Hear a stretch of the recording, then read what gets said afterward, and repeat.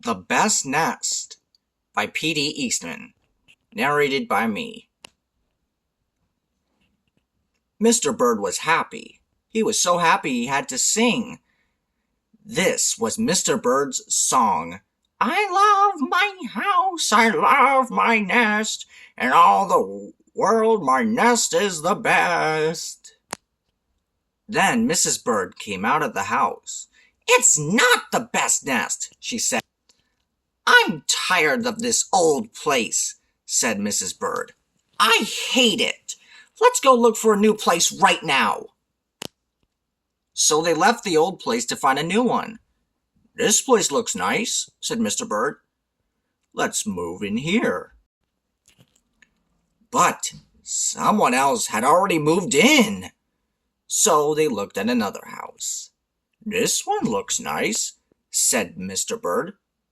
And there's nobody in it. You're wrong, said Mrs. Bird. This house belongs to a foot. So they went on looking.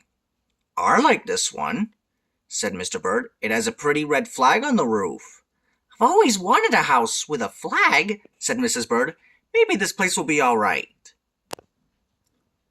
But it was not all right. I guess I made a mistake, said Mr. Bird.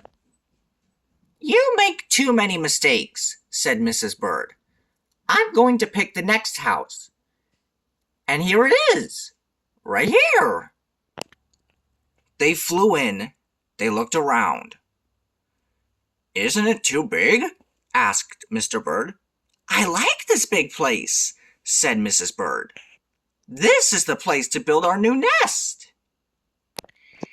They went right to work. They needed many things to build their nest. First, they got some hay. They got soda straws, broom straws. They got some sweater string. They got some stocking string and mattress stuffing. They got some horsehair. And they got some man hair. Soon, they had all the hay, all the straw, all the string, all the stuffing, all the horsehair, and all the man hair they could carry. They took it all back to build their nest. Mr. and Mrs. Bird worked very hard. It took them the rest of the morning to finish their nest. This nest really is the best, said Mrs. Bird. I want to stay here forever. Mr. Bird was very happy too. He flew to the top of his house. He sang his song again. I love our house, I love our nest, in all the world our nest is the best. He was so busy singing, he didn't even see Mr. Parker coming. Every day, at 12 o'clock, Mr. Parker came to the church. Mr. Parker came to pull a rope. The rope went up to the bird's new nest. The rope rang the big bell right under Mrs. Bird's nest. Bong, bong, bong. Bong, bong, bong, bong, bong, bong, bong. Mrs. Bird got out of there as fast as she could fly. When Mr. Bird came in, all he could see was a mess of hay, strings, stuffing, horsehair, man hair, and straws. Where was Mrs. Bird? I will look for her until I find her, said Mr. Bird. He looked high, he looked low, he looked everywhere for Mrs. Bird.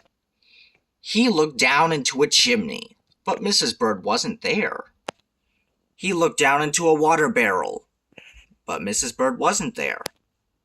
Then he saw a big, fat cat. There was a big, fat smile on the fat cat's face. There were some pretty brown feathers near the fat cat's mouth. Mr. Bird began to cry. Oh dear, he cried. This big, fat cat has eaten Mrs. Bird. Mr. Bird flew off. I'll never see Mrs. Bird again, he cried. It was getting dark. It began to rain. It rained harder and harder.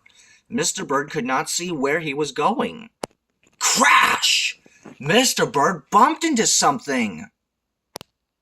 It was his old house. That old house that Mrs. Bird hated. I'll go inside, said Mr. Bird. I'll rest here until the rain stops. Mr. Bird went in, and there was Mrs. Bird, sitting there, singing. I love my house, I love my nest. In all the world, this nest is the best. Oh, you! Here! Gasped Mr. Bird.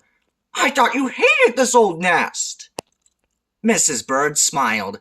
I used to hate it, she said, but a mother bird can change her mind. You see, there's no nest like an old nest for a brand new bird. And when the egg popped open, the new bird thought so too. The end.